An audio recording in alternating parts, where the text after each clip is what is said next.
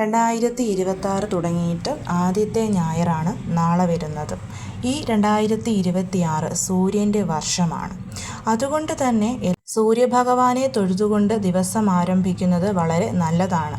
എല്ലാ ദിവസവും അതിന് സാധിക്കാത്തവർ ഞായറാഴ്ചകളിലും സപ്തമി തിഥികളിലുമെങ്കിലും സൂര്യഭഗവാനെ പ്രാർത്ഥിച്ചുകൊണ്ട് ദിവസം തുടങ്ങിയാൽ വളരെയധികം നല്ല ഫലം ലഭിക്കും. സർക്കാർ ജോലിക്ക് ശ്രമിക്കുന്നവർ, സന്തതികൾക്ക് ഉയർച്ചയുണ്ടാവാൻ വേണ്ടിയിട്ട് പ്രാർത്ഥിക്കുന്നവർ, പിതൃദോഷം മാറാൻ വേണ്ടി, രോഗങ്ങൾ മാറാൻ വേണ്ടി, കണ്ണിന് അസുഖമുള്ളവർ അത് മാറാൻ വേണ്ടി, കുടുംബ ഐശ്വര്യത്തിനു വേണ്ടിയിട്ടൊക്കെ സൂര്യഭഗവാനെ നമുക്ക് പ്രാർത്ഥിക്കാവുന്നതാണ്. ഞായറാഴ്ച സൂര്യ ഉദയം മുതൽ, എപ്പോഴാണോ നിങ്ങളുടെ സ്ഥലത്ത് സൂര്യ ഉദയം, അതുമുതൽ രാവിലെ ഒരു 2 മണിക്കൂറിനുള്ളിൽ എഴുന്നേറ്റ് കുളിച്ച് സൂര്യഭഗവാനെ നോക്കി തൊഴുത് പ്രാർത്ഥിച്ച്, സൂര്യന് അർഘ്യം കൊടുക്കുന്നവനാണെങ്കിൽ സൂര്യഭഗവാന് അർഘ്യം കൊടുക്കണം.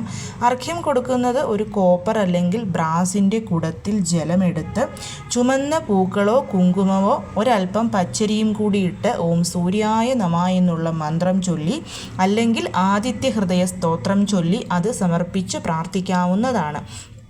ഒപ്പം തന്നെ ഞായറാഴ്ചകളിൽ നമുക്ക് ഗോതമ്പ് ദീപം, അതായത് ഒരു ബ്രാസിൻ്റെ പ്ലേറ്റിലോ വാഴയിലയിലോ നമ്മൾ മുഴുവനായിട്ടുള്ള ഗോതമ്പുണ്ടെങ്കിൽ അത് വെച്ച് അതിന് മുകളിൽ നമ്മൾ എള്ളെണ്ണ ഒഴിച്ചൊരു ദീപം, അത് കിഴക്ക് നോക്കി വേണം നമ്മൾ കൊളുത്താൻ. പൂജാമുറിയിലല്ല, നമുക്ക് വീടിന് വെളിയിൽ കിഴക്ക് നോക്കി കൊളുത്താൻ പറ്റുമെങ്കിൽ അതാണ് ഏറ്റവും നല്ലത്.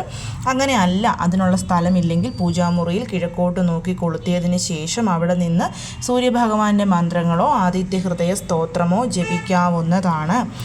ഇത് വളരെ നല്ല ഫലങ്ങൾ നമുക്ക് തരുന്നതാണ്. എന്നിട്ട് നിങ്ങൾ എന്താണോ നിങ്ങളുടെ ആഗ്രഹം അത് സൂര്യഭഗവാനോട് പ്രാർത്ഥിക്കണം. ഇനി മുഴുവനായിട്ടുള്ള ഗോതമ്പ് കിട്ടാനില്ലാത്തവർ ഗോതമ്പ് പൊടി കൊണ്ട് നമ്മളൊരു ദീപം തയ്യാറാക്കി അതിൽ എള്ളെണ്ണ ഒഴിച്ചു വെച്ച് പ്രാർത്ഥിച്ചാലും ഇതേ ഫലം തന്നെ നമുക്ക് ലഭിക്കുന്നതാണ്.